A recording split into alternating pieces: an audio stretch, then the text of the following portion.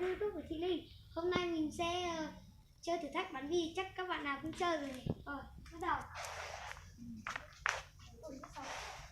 Bi này, có 2 quả bi.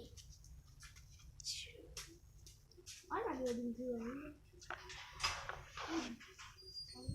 Đi vào trong đây chơi đi. Đi Đức. Chơi sờ này lắm. Có mấy quả bi, có mấy quả bi. Mơ được có mấy quả bi. Em 2, Đức 3. Ra châu. Cảnh sát rồi lại còn đi vào nữa. Đấy, mình cũng không biết chơi. Đâu để đâu? Ôi châu Đây là mà. bi của chị. Xong rồi đứng từ đâu bắn? Xong rồi bắn. Nếu mà qua Cái dốc này nó bị nghiêng mà. cái dốc này nó bị nhảy Thì mình bắn từ đâu mình dừng lại, mình chạy lại là được. Em Chứ bắn chân này nảy lắm. Chơi mấy ván? Lâm để yên đấy. Đây nhá. Ở đây nhá. Chị Linh. Chị đúng à? Chị không biết bắn. Chị cứ bắn đi.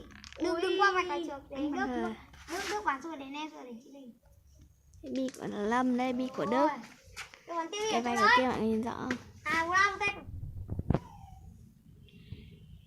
Thế Đức thể hiện như thế nào? Bi lan. Úi dồi. Đến đây. Đến lên. Ok, Lâm. Đến chị nha. Đây là YouTube của chị Linh. Con đã. Đây. Úi rồi. Kia. Bỏ đi. Mình.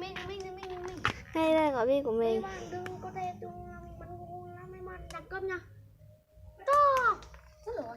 Đến tôi. Rồi. Gất ra. Mình phải giữ quả bi của mình rồi. Không còn giữ nữa. Đến ai đây? Đến rồi chị. Bắn bây giờ phải bắn trúng cái kia. Không bắn được chúng bi. Bắn trúng bi ở trong cái vòng tròn. Nếu mà chị bắn vào ở trong cái vòng tròn đấy thì chị phải cho một quả. Ok. Phải bắn bi ra mới ăn, bắn đi vào thôi. Cái này là mất một quả. Mất. Đây.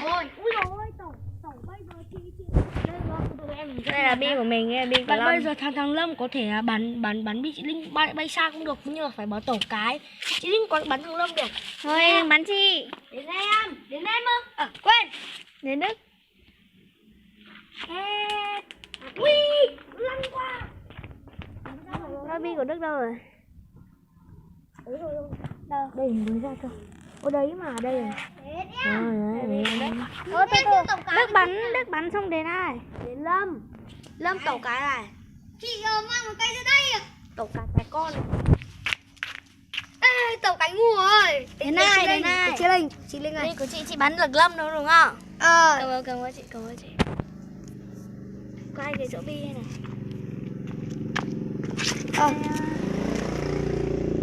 Bây giờ bắn nó này tít ra cho thằng Đức luôn. Chị có tàu cánh ngu hơn. Em có tàu cánh ngu nhưng mà bây giờ chị có tàu cánh ngu hơn. Đó. Còn một pha ông Đức không đấy. Gọi là kinh khủng. Ui dồi ôi, đứng yên đây. Đứng yên ở đây. Chị Linh này. Úi dồi ôi, mày còn... Chị Linh. Cái gì? Từ cho lao tên thôi. Cho ông qua. Nhưng mà bi nào là bi của chị? Cái này tàu cái em không tàu cái chị Linh dưới rồi. Để chị Linh à. Từ. Có bưởi này. Úi dồi ôi. Có xe. Đâu bi nào Ông là bi ơi. của chị? Đây. Ông ơi. Ông đừng thắng bị. Bi này là bi của chị đúng không? Đến chị Linh. Bên này bi của Lâm. Chị có tiền tàu cái.